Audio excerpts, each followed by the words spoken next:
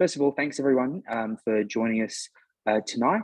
As always, we are still conducting our Economic Society events remotely, although thankfully the ACT has just come out of lockdown.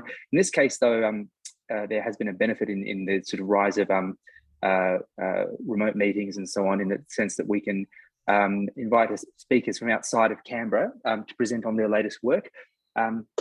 Today we have Professor Steve Keen, whose latest book is The New Economics, a Manifesto, a follow-up from his 2001 book Debunking Economics. Now, Professor Keen is a Distinguished Research Fellow and Honorary Professor of Economics at University College London. He's the former head of the Department of Economics at Kingston University and former Professor of Economics and Finance at the University of Western Sydney. He's published over 70 academic pieces on topics as diverse as the application of physics to economics, financial instability, the money creation process, mathematical flaws in conventional models of supply and demand, flaws in Marxian economics, and the role of chaos and complexity theory in economics. Just by way of introduction, I'm Lachlan McCall. I'm the president of the Young Economists Network here in the ACT branch of the Economics Society. And with that, I will hand over to Professor Keen to formally launch his latest book. Thanks, Professor Keen. Okay, many thanks, Lachlan. I'll share my screen here. Okay, well, there's three of my existing books, and this is the one that's coming out. Hopefully it'll be in Australia in the next month or so. And those are my two major websites. So on Patreon site, and then I have a personal website as well. And I'm going to give an abbreviated version of my book, of course, but working on what's going to be contentious for economists. And that includes starting with the significance of rejecting the money multiplier model of money creation, and therefore showing that credit is critical to macroeconomics. If you don't have credit in your macroeconomics, you don't have a model of capitalism. And money goes from being an illusion, the typical money illusion argument, from mainstream economics to absolutely centre stage. That brings the modern monetary theory, of course. It shows that the government spending is not debt constrained. And even though it means I end up rejecting the idea of micro foundations, it is possible to have foundations for macroeconomics which are unarguable, and that's what I think we've been searching for.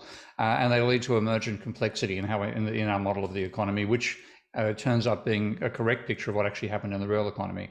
I'll be showing my Minsky software throughout, named after Hyman Minsky. It's an open source system dynamics tool for economics that I'd be very pleased to have people take up here and start experimenting with. A major part of what I'm doing now is working on climate change, specifically working on the role of energy in production. And I want to show that the Cobb Douglas Production Function, which is a mainstay of mainstream economics, understates the role of energy by at least an order of magnitude, and therefore is completely misleading economists, especially those working in climate change, about the significance of global warming and the potential drop in the level of carbon-based energy we can produce. And this is all it led to, particularly people around William Nordhaus, drastically underestimating how bad climate change is. And my feeling at the end of the book was only people trained to believe that assumptions don't matter could end up accepting the assumptions that were made in neoclassical economics of climate change. And it's so bad, it's close to a disease, and it's time we got rid of it. So money multiplier, first of all. Now, if you look at the literature, you'll find that it's been criticised for more than 50 years by both non-orthodox economists, but also some officials. This is Alan Holmes, who was the senior vice president of the New York Fed back in 1969, fighting to stop the Reserve taking up Milton Friedman's monetarism, and saying that the idea that reserves enable lending is based on a naive assumption that this is necessary. He said, in the real world, banks extend credit, creating deposits in the process, and look for the reserves later. And we can find exactly the same case made, of course, by the Bank of England just recently. But again, post-Keynesian economists picked this up, particularly Basil Moore. But the mainstream ignored it until 2014, when they could no longer ignore it because it wasn't just weirdos like Basil and myself. The Bank of England came out and said this, that rather than banks receiving deposits when the households save and then lending them out, bank lending creates deposits, which you've seen in Holmes's statement over 50 years earlier. And the money multiplier does not apply. Okay? It's not a case of the central bank fixing the amount of money in circulation and multiplying it up into loans and deposits. Now, the reaction of this by the mainstream, and I'm going to pick on Krugman here, was basically nonplussed. Colour me puzzled. I've seen people saying this paper on how banks create money is some sort of radical new way of looking at the economy. He said, well, okay, banks are more complicated than the mechanical lenders of deposits we portray in introductory lectures, but that doesn't mean they've got any magical powers. So he was, if you read his literature, you'd know he's the most aggressive advocate of the loanable funds model of banking. And the argument that banks create money, that lending actually creates deposits, technically contradicts loanable funds. But what he's arguing is, well, it doesn't really change anything. And I want to show why that's wrong. So I want to start from working out how can we find out incontrovertibly the role of credit in aggregate demand, credit being the change in debt, which is basically new bank lending. So I'm going to start from the identity that income is identical to expenditure, using what I call a Moore table in honor of Basil Moore. And you divide the economy into X sectors, and at the limit of X is equal to, in Australia's case, 26 million, then you capture all of the GDP, all expenditure by every legal entity in an economy. But I'm just going to, of course, use 3 here. And what I'm going to show is expenditure on the horizontal axis and net income on the vertical axis, and all the flows. These are flows, not constant, and not stocks, are dollars per year. Now, when you look at the matrix, which it's obvious is the negative of the sum of the diagonal is aggregate expenditure, and the sum of the off diagonal is aggregate income, and they are necessarily equal. Let's just start from the simplest case of no lending and no banking. So if household services and manufacturing, that's my 3-sector division of the economy. Households spend A dollars per year on services and B dollars per year in manufacturing. Services spend C dollars per year in households and D in manufacturing, and so on. And of course, each row sums to 0. Columns can be non-zero, but the sum of everything is also 0, which of course is why we work in terms of gross rather than net when we're talking in economic analysis. Our aggregate expenditure is the negative of the sum of the diagonals, which is minus A to F. And aggregate income is the sum of the off diagonals, which is A to F. So of course, they're identical. That's just making the basic case. Now, if you look at loanable funds, what loanable funds basically has is one non-bank lending to another non-bank.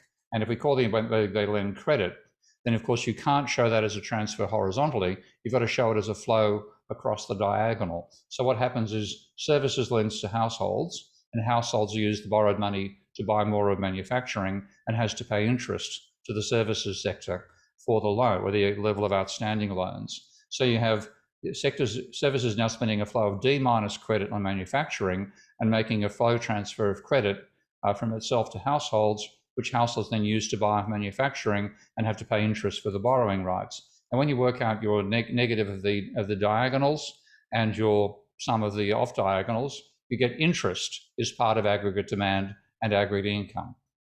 But credit cancels out. There's no role for credit there. So if loanable funds was correct, then you could ignore banks and debt and money in your macroeconomics because they'd add complexity without adding insight.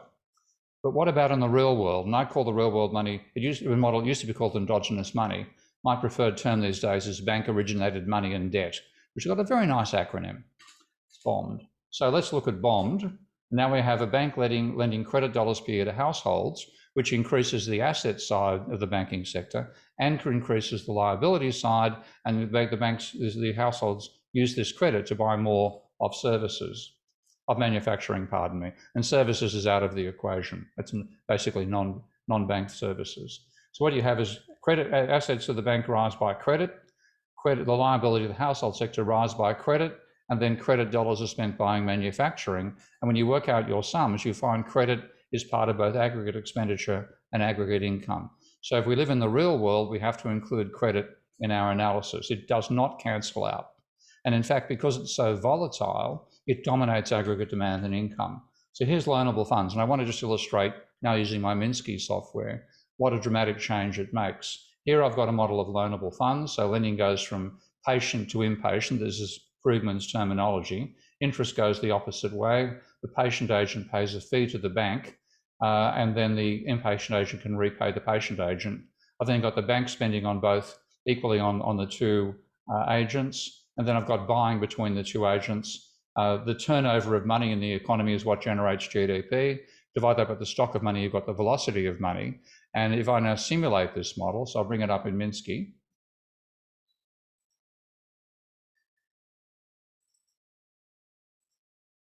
If I simulate it, and I've got lending and repayment both lending taking 10 years to double the level of debt, repayment taking 10 years to drive it to zero, so they balance each other out, what you get is a rising level of debt. You can see the red line in the money and debt graph rising.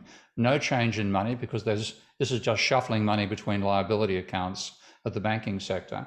And if I, for example, if I increase lending by meaning it takes less than 10 years to double, you will notice that there is an inverse relationship, ultimately, between GDP and debt. So you've got rising level of debt, falling level of GDP, and then if you go the opposite direction, so you have a slowdown in how fast lending occurs, they go the opposite way. So that's looking at the world for a loanable funds lens. Now, there's much more that would be necessary to change this from a model of loanable funds to strictly endogenous money. But I'm simply going to show what happens if you get rid of the fiction that the debt is an asset of the non-bank. It's actually an asset of the bank. So I'm going to delete loans, which are shown here as an asset of the patient agent, and delete the financial operations between the two. Come over to the banks table now and make this a bit larger so you can see what I'm doing. And then if I now add room for an extra asset here, Minsky goes looking for any liability which is not yet shown as an asset. I click on this wedge, it gives me loans as the option. I now have to show that interest is paid to the bank rather than to the patient agent, and get rid of the bank fee just as a silly complication. Having done that, I now rerun the model. And notice now that money and debts are both rising in the top graph. New money creates new debt. And if I now increase the rate of lending, once I let this, the initial conditions stabilize down to some extent, if I increase the rate of lending, you'll notice that GDP is going up, and so is the amount of money in the economy. So there is now a positive relationship between credit and economic activity. If I go the reverse direction, they fall. So an increase in credit causes a boom, a fall in credit causes a slump. And that's simply by changing and saying that the debt is actually an asset of the banking sector, not an asset of the patient agent. So it matters dramatically to aggregate to macroeconomics to include banks and debt and money in your model. So there's the opposite relationship in the neoclassical model, and there's this relationship in the same direction in the real world. And that's one reason we have to eliminate loanable funds. It's simply bad macroeconomics. Credit is an essential part of macroeconomic demand. And because it can be very volatile and it can go from positive to negative, it's by far the most important part. So if you look at, for example, I'm going to have to reduce the window here so you can see the whole text. If you look at what Ben Bernanke had to say, he rejected the debt deflation theory of the Great Depression on the basis that pure redistributions should have no significant macroeconomic effects. In other words, he's treating in a loanable funds world. Now, there's the relationship between credit and unemployment during 1920 to 1940, a correlation of minus 0.81.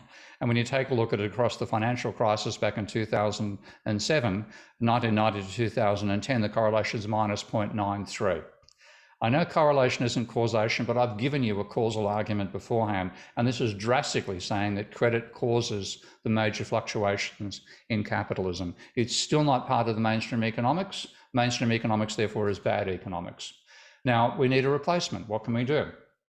I agree that foundations matter, and the whole redefinition of economics in terms of real business cycles and then DSGE models was driven by the desire for sound foundations.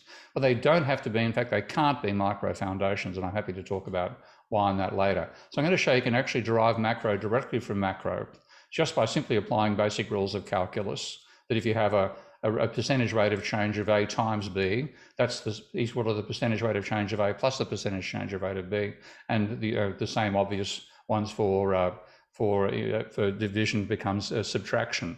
So if you look at the wages share of GDP, You can then say the wages share will rise if the wage bill rises faster than GDP, which is pretty obvious.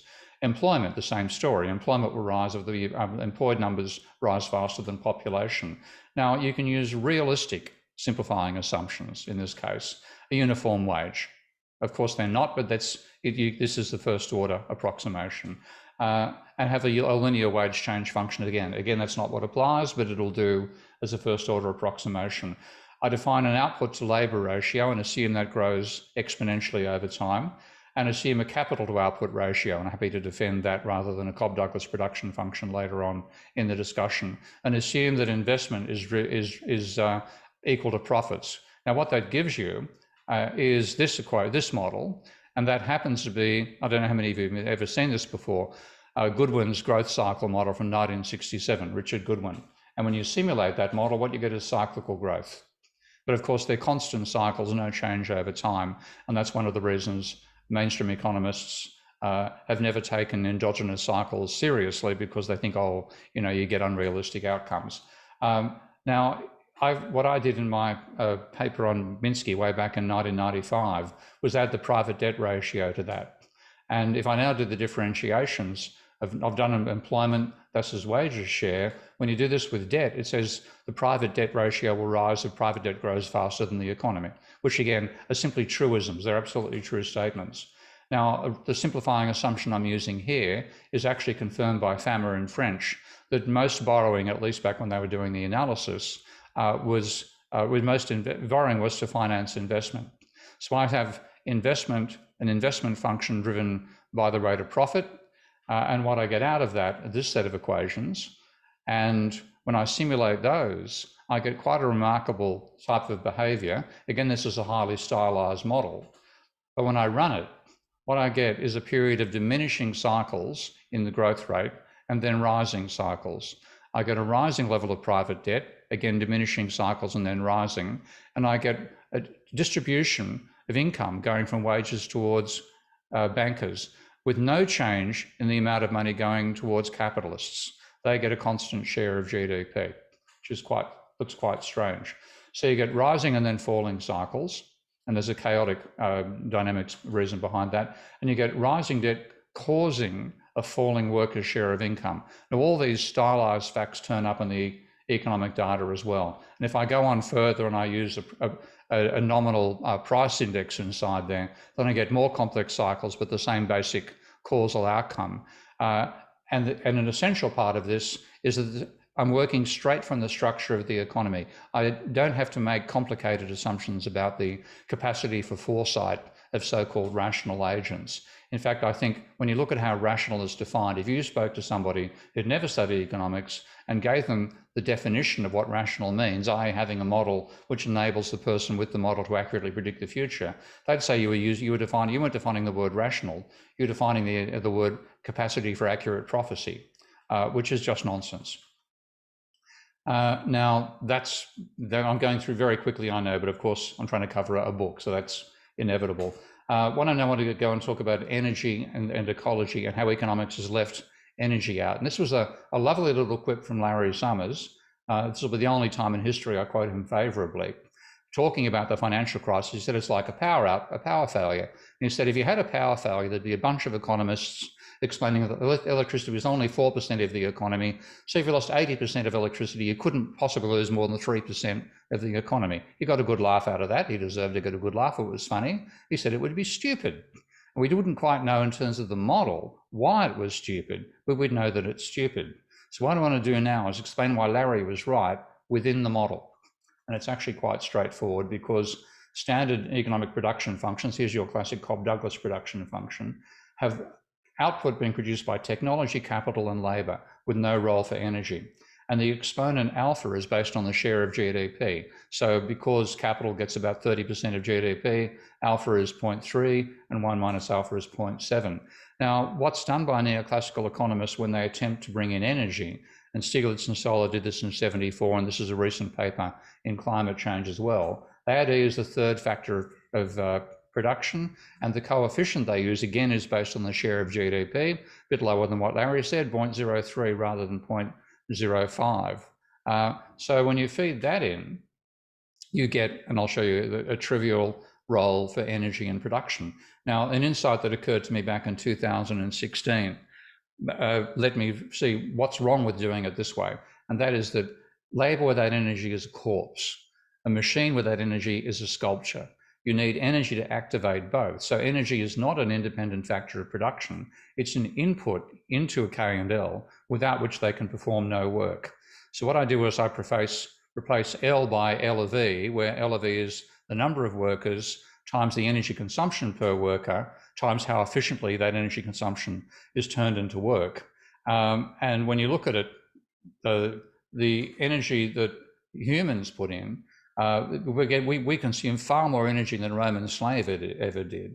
But the amount of energy we actually put into doing useful work maxes out at about 100 watts per hour, which is about the maximum that a human can do for sustained labor.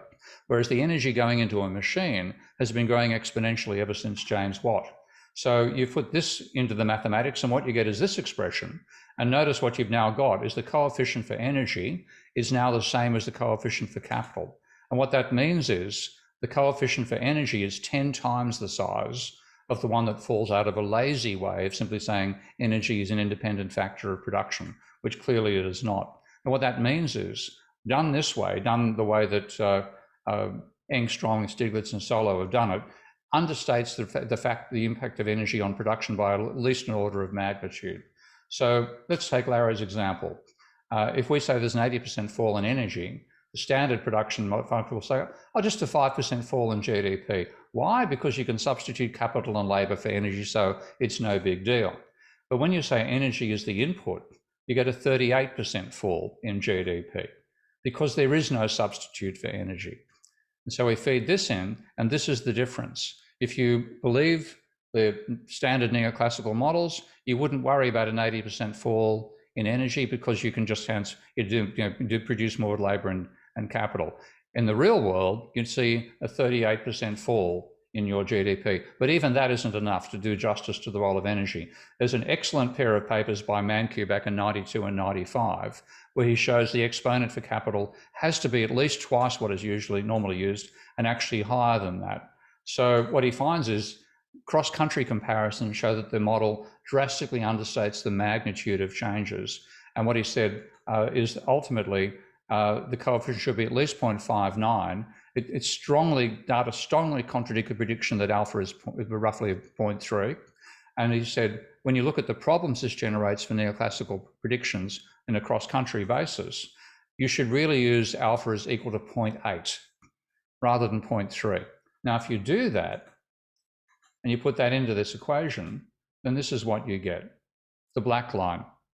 And now if you talk about an 80% fall in energy, rather than the 38% fall, you get a 72% fall in GDP.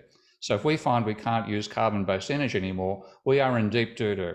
There'll be a dramatic fall in the level of output, far greater than conventional economics predicts, even when it incorporates energy in its standard way. And the energy link is even stronger than that. So another reason why Larry's 80% example matters is that if you look at the current data, less than 20% of energy currently comes from renewable sources. Of course, renewable includes, the definition here includes uranium as well as hydro. When you look over time, we've only just started to go on a rise since 2010 in the ratio. It's been pretty much 13% of GDP for 50 years. So if we're lucky, we might be at about the 20% mark now.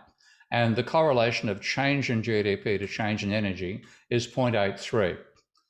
And just to show, this is global data over the last 50 years. So there's an enormous correlation between change in energy and change in GDP, whichever one leads, of course, with a big causal, the relationship can go both ways. When you look back at OPEC, a fall in energy caused a fall in GDP. You look at the global financial crisis, a fall in GDP caused a fall in energy consumption. Now, what this meant, I'm going quite serious here. I'm using a very provocative term and quite deliberately. I think what we're looking at with neoclassical economics of climate change is the economics of ecocide, because we've so completely ignored the role of energy for totally naive reasons that we have left our reactions to climate change delayed by half a century, which has made the problem numerous times worse than it would have been if we'd started back in the 1970s when the limits to growth made its warnings about what could happen with climate change. Now, here's Nordhaus in 1991 saying it's difficult to find major direct impacts of climate change over the next 50 to 75 years. If energy was part of the production function, it'd be obvious what those consequences could be. So he finally, on this basis, he assumed that 87% of production would be negligibly affected by climate change, ignoring, in other words, that 100% of production requires energy as an input. Now, it'd be great if this was a really old paper and you could ignore it, which is the typical response I've got from some neoclassical referees here. But the same assumption is used by the IPC in 2014. Here's one of the frequently asked questions from the economics chapter. Other economic activities such as manufacturing and services largely take place in controlled environments and are not really exposed to climate change. That is mistaking climate for the weather. Now, Nordhaus, here's his table of the industries that he thought were unaffected. This is the lot there. Look at the percentages, the far right-hand column there. Manufacturing and mining, he wasn't taking into account open cut mining, obviously. 87% of GDP he thought would be unaffected. Now, the only thing these industries have in common is they happen either indoors or underground. So what he's saying is a roof will protect you from climate change. And that is mistaking the weather for the climate. A second method that economists have used to calibrate their IAMs, they call the cross-sectional approach. And this is a quote from Toll. The cross-sectional approach assumes that changes of economic activity across space, i.e. the geographic relationship between temperature and GDP, will hold with climate change as well. Now, this is insane. No other way to describe it. Because if you think about what are the causal factors behind the temperature of any particular location on the planet, then there are three things: solar cycles, how far we are from the sun, and of course these things, which you'll get climate change deniers dragging this stuff up and saying, well, I've forgotten the name of the cycles, but these cycles are responsible for the change and the sun's getting warmer, blah, blah, blah. They're irrelevant on the timescale of global warming. What global warming is about is retaining more solar energy by adding additional greenhouse gases. That's what we should be analysing. The third factor is how far you are from the equator, from oceans, how far above sea level. And that's irrelevant to global warming, but that's what the cross-sectional parameter derives parameters from. So what we got is a bunch of economists doing very advanced econometrics, analysing the third factor, and then assuming they can use the parameters or functions they derive from the third factor, they can apply to the second. That is just insane. And I want to show what's actually going on here. This is the sort of way the data was derived. This is a graph of the deviation of temperature in the United States from its average on the horizontal axis, and deviation of per capita state GDP from national GDP on the vertical. And if you fit a quadratic to that, which is the sort of function they use, you get a quadratic prediction saying that damages will be 0.00318 times temperature squared. Now that's actually larger than Nordhaus uses in DICE. And it implies that if you had a 6-degree increase in temperature, you'd have just an 11.5% fall in GDP. Nordhaus comes up with an even smaller figure. And this actually ends up supporting global warming trivializers like Bjorn Lomborg. So here's Lomborg having a go at protesters over climate change and saying total the cost will be just 2 to 4% of GDP in 2100. Now, I'm sure I've got some skeptical reactions out there, but ask yourself, how exactly are economists helping humanity with climate change when they are providing talking points to climate change trivializers like Bjorn Lomborg? What's going on? You are not helping. You are making the situation worse. When you look at what economists have to, what physicists have to say, they tell us that 2 degrees could be dangerous. Stefan, who's somebody you should actually invite to talk to you because he lives in Canberra now, says a 2-degree warming could activate important tipping points that cause us to fall into what he called a hothouse Earth. And Tim Lenton, who's now a research colleague of mine, says we could be exceeding tipping points even between 1 and 2 degrees Celsius. We're already well past 1. Now, the argument that Tim had is that these various factors can interact with each other. And at the time he wrote this paper, he was trying to calibrate what temperature changes cause it. And here's Stefan's argument that if we're about here and we push ourselves over the edge and let us go past 2 degrees, we could go to 5, 6 7 degrees and make life impossible, not just for us on the planet, for any large vertebrates on the planet would have a hard time surviving that temperature, except in the poles. And you notice 2 degrees turns up everywhere. Don't go past 2 degrees. So what they're telling us is we should do everything possible to avoid it. What mainstream economists have said, 6 degrees is no problem. What is the result of that is economics has delayed effective action for 50 years. And now they're doing it to tipping points, in case anybody thinks that recent paper by Dietz is an improvement if anybody's seen it.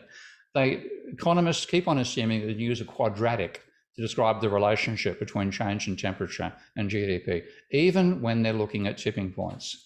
And this is the conclusion of Dietz, that with 8 tipping points, that includes permafrost going, methane hydrates going, West Antarctic going, et cetera, 8 tipping points in total. They said a world in which they don't tip is only going to have a GDP 1.4% below a world in which all of them tip.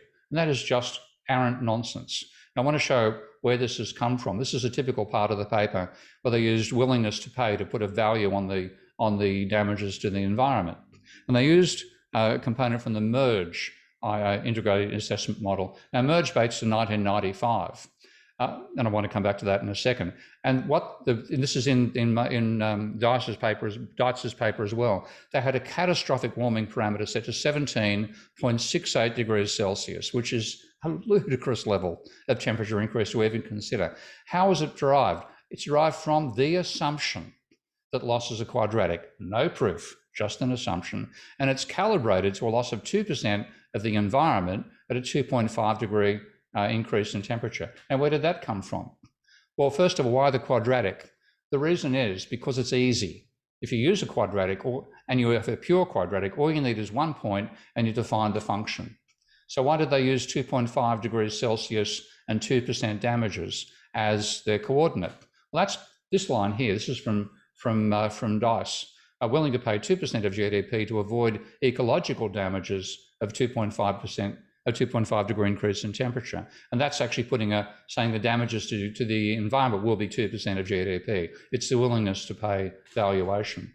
They said, well, that's because currently, as in 1995, America devotes 2% of its GDP to environmental protection. So we'll use 2% of GDP and let's pluck a number of temperature increase out of our hats, 2.5 degrees Celsius. Now, that ends up with a damage function of saying it's 0.0032 times temperature squared. And that's where the prediction of 17.68 comes from. Because if that's one of your coordinates, then the other coordinate is 17.68 gives you 100% damages to the environment. But they're just using the percentage of GDP devoted to environmental protection back in 1992. What was the temperature rise? Well, let's say it was 0.5 degree. I'll use that coordinate, 0.5 degree in temperature increase, 2% of damages. What do I get? There's a quadratic, which of course they regard as a nonsense function. There's my quadratic, and I plot that. That predicts total destruction of the environment at 3.54 degrees Celsius. Now, even though the function itself is crazy, that level of temperature increase is much closer to what scientists would say, it's good night, Josephine, to the environment. Will Steffen, for example, in a presentation he gave in Byron Bay at an ecological conference about 4 or 5 years ago, said that a 4 degree increase in temperature would probably mean the planet had a carrying capacity for about 1 billion humans, which means 6.5 billion of us would need to move to Mars to avoid dying in the calamities coming forward. Now, why did Moore and Mann not use that coordinate? That was the actual data at the time. They could have looked it up. Why didn't they use 0.5 C with 2% GDP back in as a damage function? Because economists are inherently global warming deniers. They don't deny that it's happening, they just deny that it matters. And my attempt to interpret why they think this way is there's an attitude that comes out of being trained in neoclassical economics that capitalism can cope with anything, so nothing can be an existential threat, including global warming. And here's some actual quotes from this literature.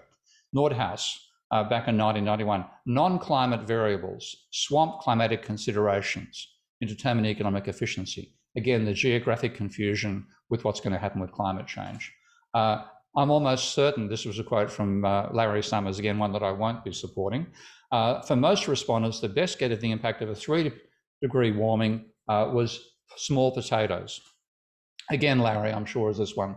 It takes a very sharp pencil to see the difference between a world with and without climate change or with and without mitigation. Again, trivializing the dangers. He had 3 scientists among his 19 people he surveyed. 2 of them agreed to answer the question, and their estimates were 20 to 30 times higher than the mainstream economists. But again, the same nonsense. The impact of climate change will be small relative to everything else. This is what mainstream economists think. They should just shut up. Frankly, shut up. Not helping, the people you're helping are the coal lobby, climate change deniers, and the species which will replace us in the future, not humans, not the economy. So I want to make economics useful. And the first part of this is, how do we fund the enormous level of conversion that is going to be necessary? Well, one thing we've learned from modern monetary theory, people realize this is actually a sensible description of the finances, is that the government deficit itself creates both money and reserves. The reserves are used to buy the bonds. The bonds are sold, if they're sold to the public, they reduce consumption. It's quite straightforward for the government to create that many bonds, create that much of a deficit. That's why we've seen this huge rise in household savings under coronavirus, because there's been this huge rise in government deficit. The increased deficit has been an increase for the government. There's been an increased level of savings for the household sector. So deficit creates money in excess reserves. Excess reserves are used to buy bonds, and bond sales to the public reduce the spending power, which is what was done during the Second World War via bond sales. So we have to relearn what Beardsley Rumsfeld learned through the Second World War. The taxes for revenue are obsolete, and stop fantasizing, stop worrying about trying to run a government surplus, which is running a private sector deficit. So we've been blinded to the scale of change that is necessary, because no economist, unfortunately, learns anything about the physical reality of producing output. And when you look at what's actually going on in terms of the periodic table, this is excellent work by an Australian engineer now working in Finland, Simon Menchow. And what he said, this is a EU report he's using here, but these 4 elements are in critical supply levels now. At the current rate of consumption, we're going to wipe them out. Helium, we can't replace helium on the planet. Zinc, silver, and medium, which is vital for current battery technology, they're likely to go in the next 100 years. Phosphorus, which is essential for life, is already on the limited availability list. And if that goes, there's no living species can survive without phosphorus. So if we start depleting the reserves of it, we're actually challenging our lives there. And these ones are all vital for existing technologies. They're all on the endangered list. We should be using the green ones, but we're not using enough of the green. We're far too reliant on the ones that we can't replace, that we're actually exhausting the current reserves. Now, and I'm going to now be a bit philosophical here. Why on earth has economics not had a paradigm shift? Why have we still got neoclassical economics making some of the many mistakes that I've shown here and many more that I cover in the Debunking Economics? This is Max Planck talking about how science progresses, the guy who invented quantum mechanics. He didn't convince his Maxwellian peers that the quantum mechanical approach was better. They simply died out and they were replaced by a new generation that was familiar with it. Now, this hasn't happened in economics. We've had financial crises. We've had the Great Depression. We've had numerous things to contradict the theory, but there's been no change in the paradigm. Now, if you look at what actually happens in a genuine paradigm shift, like going from Ptolemy's to Copernicus' vision of astronomy, you get something which explains a lot. You could predict whether planets were going to be using epicycles and so on. But what you get is failures over time, which accumulate, and ultimately you can't explain what's going on. So comets are my favorite example. Comets, according to Ptolemy's theory, are atmospheric phenomena. When Halley's comet came back, when Halley predicted it would, that can confirm that that view couldn't possibly be right, that the Newtonian world had to be right. But it didn't convince the Ptolemaic astronomers to change their minds. So what we have is the capacity for sciences to go through scientific revolutions. You have an experiment that contradicts a fundamental belief. You get an explanation for it that breaks that paradigm completely. The pre-relativity, in this case, scientists can't accept the paradigm. They keep on teaching the old one, but the students can't be untaught the fact that the paradigm failed. And they'll only accept a theory that explains it. So eventually those old scientists retire or die.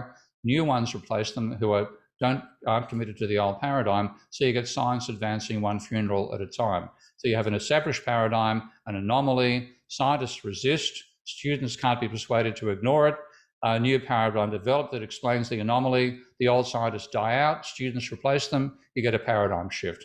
That happens in sciences. It does not happen in economics because we have an anomaly like the Great Depression or the Great Recession, but new events come along, World War II, COVID, and that supplants the attention to it. We gloss over fundamental critiques like the capital controversies, for example.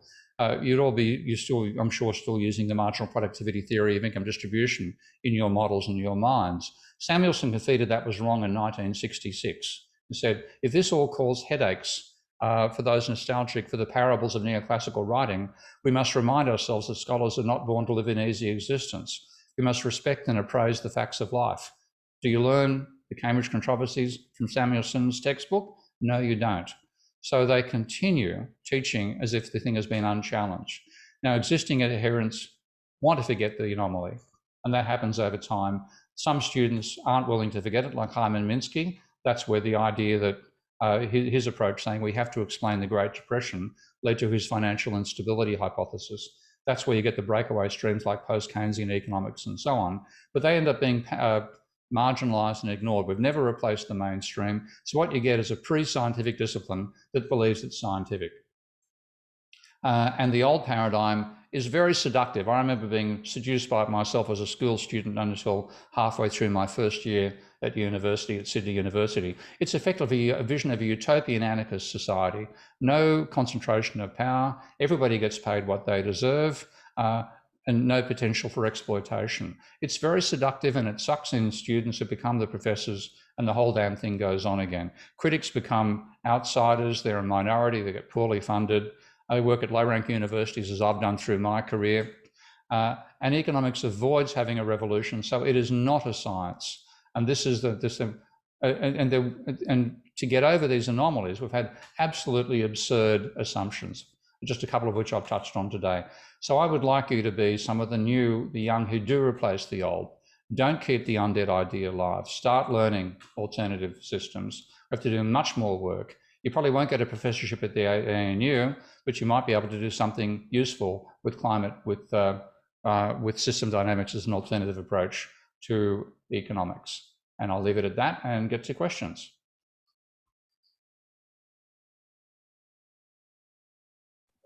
Great, thanks, Steve. Just a reminder to everyone, if you want to pop a question, just put a question in the Q&A function or use the raised hand function. I'll kick off because I've got quite a lot of questions. That was brilliant, thank you. Mm-hmm. I would say, first of all, I mean, I'm sort of, I've always sort of been skeptical of the idea that of balance for balance's sake. But I should say, you know, I am a committee member of the I'm on the executive committee of the Economic Society of Australia ACT branch. So I do feel compelled to put in a line, as much as I would agree with you on a lot of the flaws of neoclassical economics. The quotes from Nordhaus and Summers. From 1994 and the early 90s, it'd be fair to say they've probably shifted their views. No, they've got worse. Somewhat. Have they got worse? They've got worse. If you look at Nordhaus's coefficients for his quadratic damages function, every revision he's made of DICE has reduced the coefficient. Okay, so as time has gone on, he's saying damages are less. If you actually use the damage coefficient he used back in 1996 or 7, you get twice the level of damage being predicted to what he uses in 2018. They've got worse. That's very depressing. I know, aggravating. More than depressing, fucking aggravating. First of all, what policies should government adopt to boost energy productivity, if indeed they should? And I suppose a tangential question is what's your view on the debate between ecological modernisation on one side versus the degrowth movement on the other, bearing in mind they actually can be somewhat complementary. We have to have both. We have to as rapidly as possible generate as much non-carbon based energy as possible, and I think everything has to be on the table to look at that. Certainly, in Australia's case, we have a capacity for renewables as a grid. It's not possible to have the distributed, each man is his energy castle approach. That's just not feasible. But a grid system like South Australia started building, and with all sorts of energy, both rooftop and large farms like what's his name, the West Australian guy, Forrest is looking at. Twiggy Forest. That's the sort of thing we have to be doing, and as fast as possible. We need a dramatic increase in how fast it is going. When you look at the rate at which these things are happening, if we keep going at the current rate of the growth of the share of renewables in energy production, we won't get to 100% non-carbon until 2082. Now we need to get it by 2032. So that means at least it's an 8 to 10 times increase in the rate of growth of the share. Even going from a 3% rate of growth of the share, which was the figures from 2015 till 17, going from that to 12% will still not get us to 100% renewables before 2050.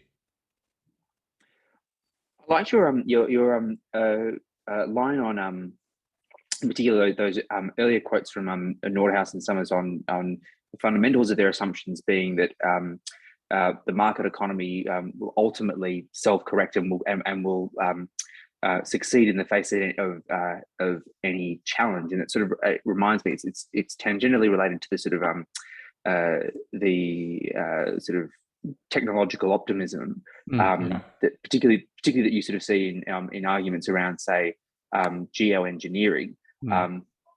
Which I have to be perfectly frank, I've as deeply depressing as the climate crisis has been, and it gets worse and worse and worse all the time.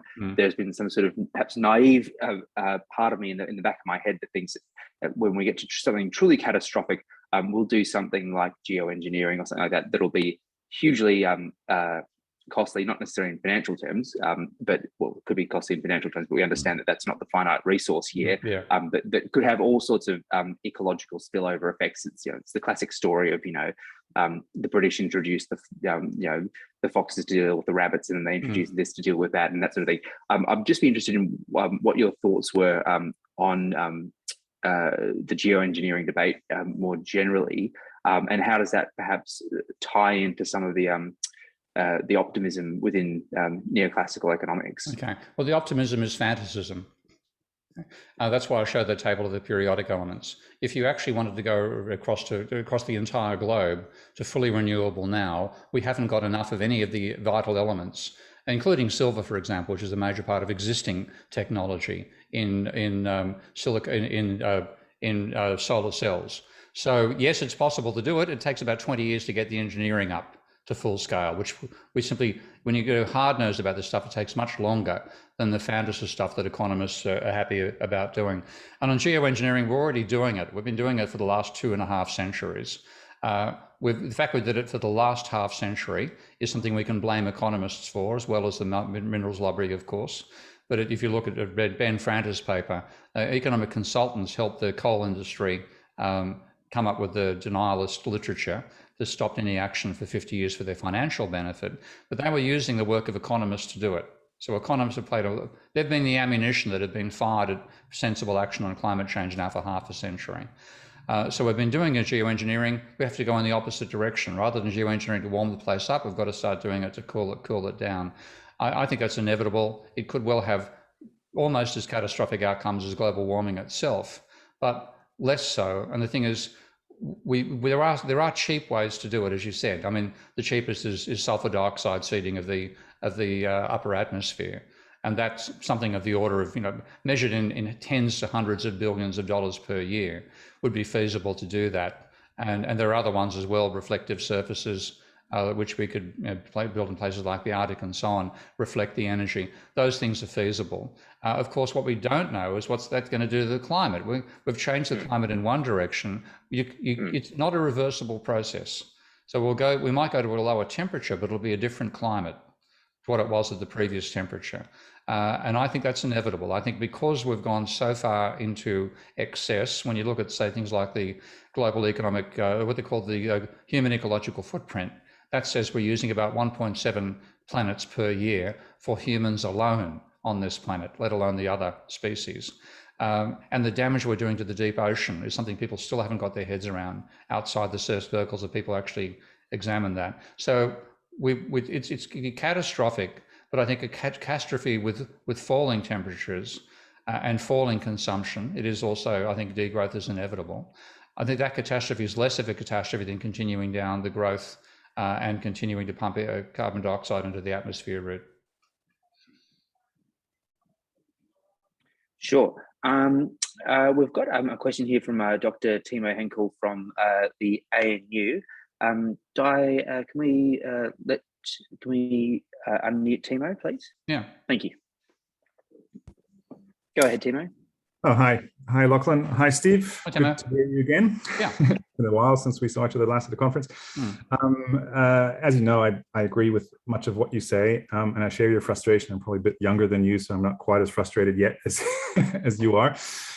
You've pointed out that it's so difficult for that paradigm shift in economics to take place, unlike perhaps many of the natural sciences. So if that doesn't seem to happen, do we need to somehow adopt another strategy to try to get the neoclassicals at least somewhat on board? What kind of bridges can we build? I understand that from an intellectual point of view, it's difficult because you're saying, well, you know, the Ptolemaic view of the world is wrong. So we know that the Copernican, or we think we know that the Copernican view is at least better at the moment, until something even better perhaps comes along. But if the other side really is not willing to listen and not engage, somehow we have to try to build the bridge, right? So I'm wondering where that is. And can for example, can agent-based modeling perhaps help there? Because we can't, because with agent-based models, we have the ability of, I guess, drilling down at individuals. It's not obviously the same kind of micro foundations that the neoclassicals have in mind, but we can at least begin with some kind of satisficing behavior, so, and then allow for emergent behavior and have complexity be generated, and that can go somewhat towards the kind of systems of differential equations analysis that you're doing. Or how can we go about this? Yeah, I've supervised two very good PhDs on multi-agent modeling. Okay, so I'm not speaking as somebody who's a critic of the approach, but in both cases, my students started with grand ambitions and came up with very good theses with much narrower ambitions. Because the computing overhead in agent-based modeling is enormous. Minsky itself is built on a multi-agent foundation called Ecolab, designed by my programmer, Russell Standish. So I'm quite aware of the technology, but it's a deceit of economists to believe you've got to start from the micro and work to the macro. Now, if you look at genuine sciences, they started at the macro, and only when they got as far as they could did they start looking at the micro level. So look at things like statistical mechanics, for example, began with the aggregate properties of a room full of gas. You weren't trying to analyze how one atom was bouncing off another. Only when you got to the stage of developing things like non-equilibrium statistical mechanics did you start looking at what is the interaction on the border of the box you've got, of course, rather than bumping against other atoms. The atoms are bumping against the wall, and therefore you get a different dynamic out there, and the multi-agent approach can work. But I think we really have to go back and say, how did sciences do it? They work from the top down. So that's why I showed this idea of deriving from definitions. And I've only, I've had a trivial amount of time to work on that. But what I get out of it is stuff which naturally gives you the structure of the economy, and which you can do in days compared to years. So like Michael Kumhoff, for example, a very good friend of mine, who's a DSG modeler at the Bank of England, who understands endogenous money. So we're 100% compatible on endogenous money. We were working on an energy project at one stage as well. And we had a conversation about, I think it was about some extension to involve energy. It might've been about some extension to model banking more properly. He said, it'll be a couple of years work to get that done. I said, mate, I did that yesterday. Not saying I'm a genius by any means, but saying working from the top down with differential equations is far faster than multi-agent, and far faster again than micro foundations with DSGE. So I'd say, just get a couple of students doing multi-agent. It's not the savior. We need to turn it upside down and make multi-agents do the embroidery. the cloth is tops down. System dynamics. Yep. Thanks for that. I actually had, I suppose, a follow-up question. It's sort of a two-part. Unless Dr. Henkel, unless you had any other comments. No, that's fine. I mean, I could continue the conversation for a long time, but we'll do that some other time. Yeah, sure. I hear Stephen is moving back to Australia. So. Yes, that's quite possible. I mean, indeed, be one of you might find us in Parliament House. So he's been running for the Senate for the party called the New Liberals, as some of you would have heard. Right. Yeah. I suppose last question. Well, it's one of those twofers, and they're actually unrelated. So it's kind of disingenuous to say it's one question. But quickly, so how should the teaching of physics be integrated into the into economics curricula? And secondly, and I'm conscious we're running out of time, but that's fine. Why is it that, say, endogenous money insights haven't crossed the sort of the crevasse from central banks, who are highly orthodox and mainstream, to the textbooks and to the textbooks and academia? I mean, central banks, particularly since the 70s, have been the the temples of the orthodoxy. Why is it that it hasn't really? Why is it not? The reason is, if you're in the bank and you make a bad prediction, you get your ass kicked by a politician. And I'm serious. Okay, I'm actually quite serious. And this happened in the Bank of England. And people in the Bank of England Monetary Policy Committee were completely flummoxed by what happened, and they said, the stuff they got from their economists was nonsense, except for the minority who were working on this before it became public policy in the bank. So I was speaking with these people in 2004, 2005. They were reading the post-Keynesian literature. So the bank itself had a research group looking at non-orthodox approaches to economic theory. And then when it happened, of course, that's why they could so rapidly come out that paper, rapidly meaning 6 years, back in 2014. But back in the mainstream, we just don't want to talk about it. We've got our Manque, and this is what I'm going to criticize Manque. Loanable Funds does fine. Money multiplier, yeah, that's easy. Let's stick with that. We don't want to bring in banks, but this is going to give us disequilibrium thinking. Can't have that. So there's an incredible, and that applies to the core textbook, by the way, which is just as bad on this point as any conventional neoclassical. I regard core as unconventional neoclassical economics. But so there's been the citadel, as Alan Kerman called it, has repelled all invaders. And I think the only way to go about it is forget the citadel. Go and learn system dynamics and then apply that to economics. And learn some engineering as well, because then you'll learn about the physical production issues, the ethereal nature that economists have, that we can get GDP growing without using more resources. I mean, come on, that's fairies, that's Harry Potterism. That's not economics. So learn some engineering at the basic level and learn some process control, and then you'll get an idea of how long it takes for the magic wand of technology to be waved. Fantastic. I mean, we could easily go on for another hour, but I'm conscious of time. Thank you so much, Professor King. When can people get their hands on your book? Is it out? Is it out in the physical bookstores in Australia, or we have a slight supply chain issue? Doing the digital economy. Yeah. I think there is an electronic version turning up, but it's the usual story that they go first with paper and hardback. So I think it'll be about the middle of November before the book turns up in Australia. I look forward to engaging with it. I'm writing a book with an online version called Modeling with Minsky, and that is it's much more than a manual. Okay, it's a bit of all the technical stuff I couldn't put in the book, which is written for a intelligent, non-technical audience. The technical stuff is in Modeling with Minsky. I'm still working on that. That'll come out as a book as well with a different publisher, but it'll be online and free, and that'll be available, I hope, by the middle of November as well. Fantastic, brilliant. Thank you so much. Well, and thanks everyone for joining us. We'll see you next month. We've got a few events on the horizon, and thank you again, Steve, for your time. Very interested in reading the book. Thank you, Lachlan. Thanks very much. Thanks for the audience. Bye. Cheers.